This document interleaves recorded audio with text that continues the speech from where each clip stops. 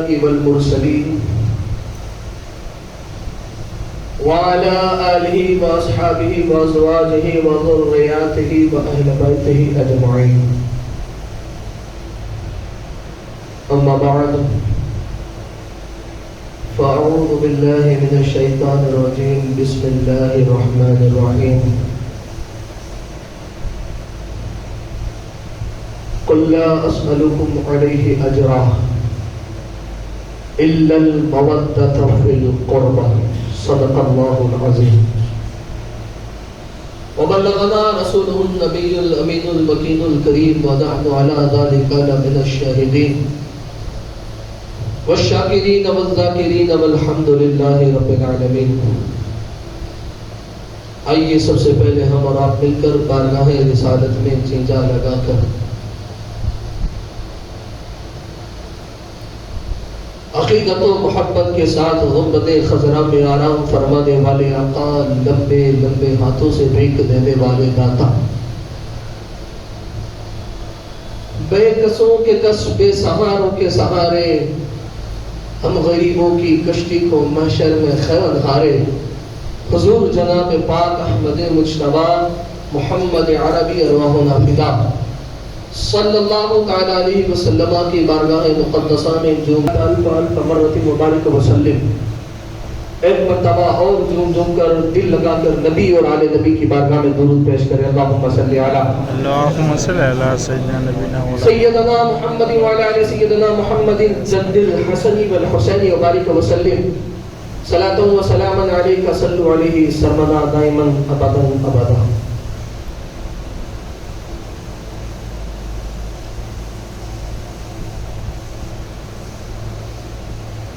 جس کو ملی نہ الفت در حیدر سے، جس کو ملی نہ الفت در حیدر سے، وہ لاکھ دنیا میں جیلے مگر اس کا جینا حرام ہے. وہ لاکھ دنیا میں جیلے مگر اس کا جینا حرام ہے. محمد علی ہے اور علی محمد ہے، محمد علی ہے اور علی محمد ہے. یہ خود خدا کے رسول محمد کا پیغام ہے، یہ خود خدا کے رسول محمد کا پیغام ہے. میرے دوستو، یہ ماہ ذو الحج چل رہا ہے، یہ بڑی فضیلتوں کا حامل مہینہ ہے، اور اس میں بے شمار برکتیں اللہ نے عطا فرمائی ہے. پرہیزگاری کے ساتھ محبت اہل بیت کے دامن کو وابستہ فرما کر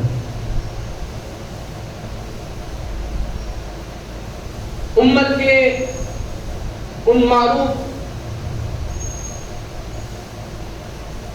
اور عوام الناس میں مقبول لوگوں سے التماس، 10، 11، 12 ذی الحج کو حضرت ابراہیم علیہ السلام کی محبت میں جنت کا دمبا تو یاد رہا، لیکن اب محمد کا کنبا بھی یاد رکھنا. اسی ماہ ذی الحج کی 12 تاریخ کو خلیفہ سوم سیدنا حضرت عثمان غنی رضی اللہ تبارک و تعالی عنہ کی یوم شہادت کا دن بھی گزرا. اکثر تاریخین میں اختلاف ہے، لیکن الحمدللہ اس فقیر کے پاس سیدنا عثمان غنی رضی اللہ تعالیٰ عنہ کی یوم شہادت 12 تاریخ ہے. اس کے متعلق الحمدللہ ایک ذخیرہ اس تاریخ پر حوالے کی شکل میں پڑا ہوا ہے، جب چاہیں مجھ سے لے سکتے ہیں. پھر انہی دنوں میں آگے چلیں تو اب آنے والا دن آج 15 تاریخ سنیچر، اتوار اور پیر، یعنی 18 ذی الحج.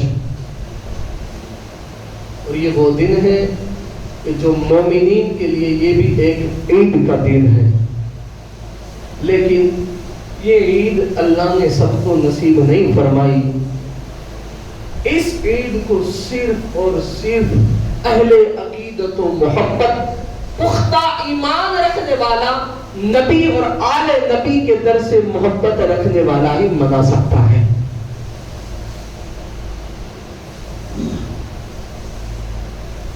یہی ماہ ذی الحج کا مہینہ تھا. میں نے قرآن کی جو آیت پڑھی ہے اس پر میں مختصر چند منٹوں میں روشنی ڈال کر اپنی گفتگو کو سمیٹ لوں ساتھ ساتھ میں کہ یہ بار بار محبت یہ سید کیا ہے، یہ میں لوگوں کو سمجھانا چاہتا ہوں کہ جسے در حیدر سے عقیدہ نہیں ملا، ملا تو ملے لیکن مولا نہیں ملا. جسے در حیدر سے عقیدہ نہیں ملا، ملا تو ملے مگر مولا نہیں ملا. پھر وہ کافر بتاتے ہیں حیدر کے باپ کو جنہیں خود اپنے باپ کا شجرہ نہیں ملا. جو کچھ بھی بندہ آج دنیا میں کام کر رہا ہے، آپ نے قربانی کی اور قربانی کھائی، کس لیے؟ بولو نا. کس لیے؟ اللہ کو راضی کرنے کے لیے. نہیں اس لیے نہیں کیا تو نہیں بولنا. کس کے لیے کیا آپ لوگوں نے؟ اللہ کو راضی کرنے کے لیے. یہ عمل اللہ کو راضی کرنے کا عمل ہے. اس لیے کسی نے 10,000، کسی نے 20,000، کسی نے 30، کسی نے 50، جس کی جتنی استطاعت تھی اس استطاعت کے مطابق اس نے اللہ کی راہ میں قربانی کی تاکہ اللہ ہم سے راضی ہو جائے. مقصد اللہ ہم سے راضی ہو جائے. ہم نماز پڑھ رہے ہیں کس لیے؟ بولو نا، زور سے بولو. اللہ ہم سے راضی ہو جائے. یہ جو چیزیں میں بلوا رہا ہوں وہ آپ یاد رکھیں، اس لیے میں بلوا رہا ہوں. ہم نماز پڑھتے ہیں اللہ ہم سے راضی ہو جائے. ہم قرآن کی تلاوت کرتے ہیں اور سنتے ہیں تاکہ اللہ ہم سے راضی ہو جائے. ہم اذان کرتے ہیں، اذان کو سن کر خاموش اس کے جواب کو دینے کے لیے کھڑے ہو جاتے ہیں تاکہ اللہ ہم سے راضی ہو جائے. ہم مسجد میں جاتے ہیں اللہ ہم سے راضی ہو جائے. ہم ماں باپ کی خدمت کرتے ہیں اللہ ہم سے راضی ہو جائے. ہم حج کرتے ہیں اللہ ہم سے راضی ہو جائے. ہم کلمہ پڑھتے ہیں اللہ ہم سے راضی ہو جائے اور ہم مسلمان ہو جائے. ہم زکات ادا کرتے ہیں اللہ ہم سے راضی ہو جائے. ہم رمضان کے 30 دن کے بھوکے اور پیاسے رکھ کر روزے رکھتے ہیں تاکہ اللہ ہم سے جتنے بھی سارے عمل. ہم مسجدیں بنواتے ہیں اللہ ہم سے راضی ہو جائے. ہم امام کو رکھتے ہیں، اسے تنخواہ دیتے ہیں، اس کے پیچھے نماز ادا کرتے ہیں اللہ ہم سے راضی ہو جائے. جو بھی اچھے کام ہے ہمارا مقصد کیا ہے اس میں؟ بولو نا. برابر ہے، اللہ ہم سے راضی ہو جائے. تو کسی بزرگ سے مسجد بنانے کا طریقہ ملا کہ اس سے اللہ راضی ہوتا ہے. کسی سے یہ تحفہ ملا حضور سے کہ ماں باپ کو راضی کر دو اللہ راضی ہو جائے گا. ہم وہ کرتے ہیں اللہ ہم سے راضی ہو جائے. کسی سے اذان کا طریقہ ملا کہ دل کی صداؤں کو حی علی السلامت تبدیل کر کے بلند کرو تاکہ اللہ تم سے راضی ہو جائے. تاکہ ہمیں بلال جیسی اذان دینا نصیب ہو جائے اللہ ہم سے راضی ہو جائے. ہم زکات دیں اللہ ہم سے راضی ہو. ہم خلوص کے ساتھ روزہ رکھیں اللہ کی راہ میں قربانیاں کریں. ساری چیزوں میں مقصد ایک کیا؟ اللہ ہم سے راضی ہو جائے. یہ سارے طریقے ہمیں کہیں نہ کہیں سے کسی نہ کسی طرح ملے ہیں. لیکن آج میں تمہیں وہ طریقہ دینے جا رہا ہوں جو اللہ جس سے راضی ہوتا ہے. ماں باپ راضی ہے تو اللہ راضی ہے. یہ طریقہ، یہ حدیث ہمیں اللہ کے رسول سے ملی. مسجد بناؤ جنت میں مائل بنے گا، یہ حدیث رسول اللہ سے ملی. زکات دو تمہارا مال پاک ہو جائے گا، یہ فرمان ہمیں حضور نے دیا. بظاہر وہ فرمان حضور کا لیکن مصطفیٰ کا ہر قول خدا کا قول ہے. اس میں کوئی شک نہیں، کوئی شبہ نہیں. لیکن میں یہاں تمہیں وہ طریقہ بتانے جا رہا ہوں کہ اللہ کو تمہیں کیسے راضی کرنا ہے. اب اللہ نے راضی تو خود رب کو ہمیں کرنا ہے لیکن مولا نے یوں نہیں کہا کہ الصلاۃ نماز پر اللہ کا حکم ہے لیکن میں تم سے راضی ہو جاؤں گا نہیں کہا ہے. اللہ کو راضی کرنے کے لیے ہمیں پہلے یہ کام کرنا ہوگا. رب فرماتا، رب کی طرف سے ہمیں یہ پیغام ملتا ہے مجھے راضی کرنا ہے تو میرے محبوب کو راضی کر لے میں تجھ سے راضی ہو جاؤں گا. خدا کی رضا چاہتے ہیں تو آدم، خدا چاہتا ہے رضا محمد. اب آپ کہو گے کہ باپو خدا کی رضا چاہتے ہیں تو عالم سارا عالم اللہ کی رضا چاہتا ہے، اللہ راضی ہوتا ہے، اس میں کوئی شک نہیں. لیکن تم یہ کہہ رہا ہو کہ خدا چاہتا ہے رضا محمد. یہ تم ثابت بھی کر کے بتاؤ۔ اب میں تمہیں بتاتا ہوں کہ تمہیں خدا کو راضی کرنا ہے تو مصطفیٰ کو راضی کرنا ہوگا، اور خدا خود مصطفیٰ کی رضا یعنی اپنے حبیب کو راضی کرتا ہے۔ کس طرح کرتا ہے؟ میں نے جو آیت پڑھی ہے قُلْ لَا أَسْأَلُكُمْ عَلَيْهِ أَجْرًا إِلَّا الْمَوَدَّةَ فِي الْقُرْبَى، اے محبوب تم فرما دو میرے صدقے میں تمہیں سب کچھ دیا گیا، کھانا پینا سونا اٹھنا، یہ مسجد ہے، یہ اذان ہے، یہ قرآن، یہ منبر، یہ امام، یعنی کہ خود رب بھی ہمیں حبیب کے صدقے میں ملا۔ اب رب کہتا، رب نہیں کہتا ہے ڈائریکٹ، اپنے حبیب سے کہلواتا ہے کہ محبوب تم کہہ دو۔ کب کہلوا رہا ہے؟ جب اللہ کے رسول نے مکہ المکرمہ سے مدینہ المنورہ ہجرت فرمائی اور کچھ عرصہ وقت گزرنے کے بعد حضور کے بظاہر مالی حالات ناساز تھے، برابر نہیں تھے، کثیر العیات تھے، تو صحابہ کرام رضوان اللہ تعالی علیہم مجمعین نے سوچا کہ ہم ایک مال جمع کریں سب مل کر اور حضور کی بارگاہ میں پیش کریں تاکہ اللہ کے رسول ہم سے راضی ہو جائے۔ صحابہ نے مال جمع کیا اور بارگاہ رسالت میں میرے آقا ہمارے آقا کی بارگاہ میں حاضر ہو گئے، یا رسول اللہ یہ آپ کو راضی کرنے کے لیے لائے ہیں۔ بس ابھی اتنا ہی کہا تھا، میرے سرکار بیٹھے ہوئے تھے، ہاتھ نہیں لگایا کہ اتنے میں رب نے فرمایا جبریل جا، جبریل جا۔ جبریل فوراً دوڑے ہوئے آئے، بارگاہ رسالت میں سلام پیش کیا اور قرآن کی وحی ادا کر دی، وحی پیش کر دی۔ یا رسول اللہ، اللہ رب العزت فرماتا ہے قُلْ لَا أَسْأَلُكُمْ عَلَيْهِ أَجْرًا إِلَّا الْمَوَدَّةَ فِي الْقُرْبَى، اے محبوب تم ان لوگوں سے فرما دو، اے محبوب تم ان لوگوں سے فرما دو کہ میرے صدقے میں تمہیں سب کچھ ملا، اس کا بدلہ اس کی قیمت نہیں چاہتا ہوں، الا المودۃ فی القربى، اس کی اجرت نہیں چاہتا ہوں، علیہ اجرا، اس کا اجرت اس کا بدل نہیں چاہتا ہوں میں، تم مجھے راضی کرنا ہے اس کے بدلے میں اس طرح راضی نہیں ہوگا، یہ نہیں چاہتا ہوں۔ اب اللہ فرماتا ہے محبوب تم فرما دو سب کچھ ملا، اس کا بدلہ قیمت اجرت نہیں چاہتا ہوں، چاہتا ہوں تو صرف یہی رب فرماتا ہے الا المودۃ فی القربى، کہ میری اہل بیت سے محبت کرو۔ میں نے عرض کی، خیال آیا مالک تو مالک ہے، تو کریم ہے، تو رحیم ہے، تو رحمان ہے، تو وحدہ لا شریک ہے، تو چاہے تو ڈائریکٹ حکم کر سکتا ہے، لیکن تو نے محبوب کے ذریعے کیوں کہلوایا، اپنے محبوب کے ذریعے کیوں کہلوایا؟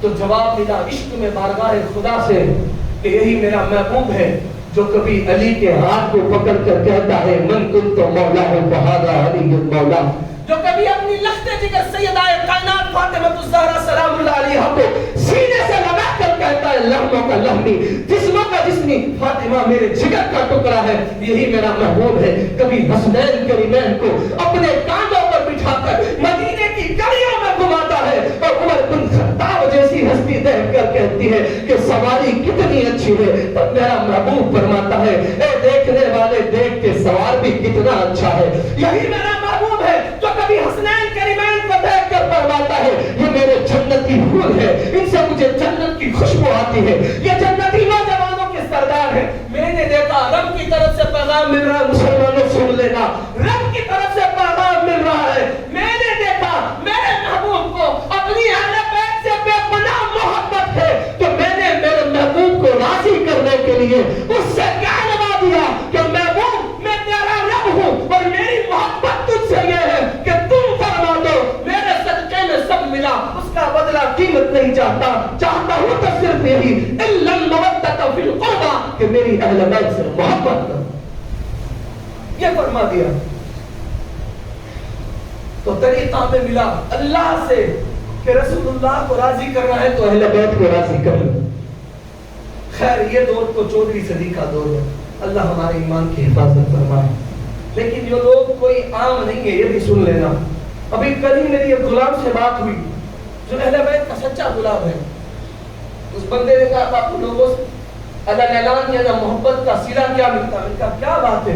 کہا کہ میں نے ایک سید زادے کی قبر تھی ہمارے بمبئی میں، لوگ اس قبر کو کھود رہے تھے، ہمارے یہاں سسٹم میں پھر دوسری قبر کر دیتے، میں نے اسے روکا، کہا کہ ہرگز اس قبر کو نہ کھودنا، کہا کہ میں نے پھر اس قبر کو واپس تھی ویسی کروا دیا، تختی بھی لگوا دی کہ میں نے رات میں خواب دیکھا کہ خواب میں آنے والے نے کسی نے آ کر خواب میں بشارت دی کہ یہ ماں فاطمہ الزہرا کی قبر ہے۔ اور دوسری بشارت یہ ملی دوسری مرتبہ میں کہ تمہیں ماں فاطمہ الزہرا نے سلام بھیجا. یہ غلاموں کو صلہ ملتا ہے، خلوص دل والوں کو، منافقین کو نہیں. یہ محبت والوں کو صلہ ملتا ہے. اور کیوں نہ ملے؟ یہی ذی الحج میں اللہ کے رسول نے فرمایا 18 ذی الحج کو جب اللہ کے رسول حجۃ الوداع آخری حج کر مکہ المکرمہ سے واپس جب مدینہ المنورہ تشریف لا رہے تھے، ایک مقام ہے جسے غدیر خم کہا جاتا ہے. کون سا مقام ہے بولو نا؟ غدیر خم. اس مقام پر اللہ کے رسول صلی اللہ علیہ وسلم نے پڑاؤ ڈالا، ٹھہرے، درختوں کو سایہ بنایا، پڑاؤ ڈالا، منبر لگایا. اور منبر لگانے کے بعد اللہ کے رسول اس منبر پر جلوہ افروز ہوئے اور حضور نے فرمایا الا ایھا الناس، اے لوگوں سن لو. کون کہہ رہا ہے؟ رسول اللہ کہہ رہے ہیں، سن لینا. الا ایھا الناس، تاریخ دے رہا ہوں 18 ذی الحج، حضور علیہ السلام کا آخری حج، اور غدیر خم پر یہ اعلان ہو رہا ہے الا ایھا الناس، اے لوگوں سن لو، میں تمہارے درمیان ہوں. حضور فرماتے ہیں اس مقام پر میں تمہارے درمیان میں. صحیح مسلم کی حدیث کا مفہوم پڑھ رہا ہوں.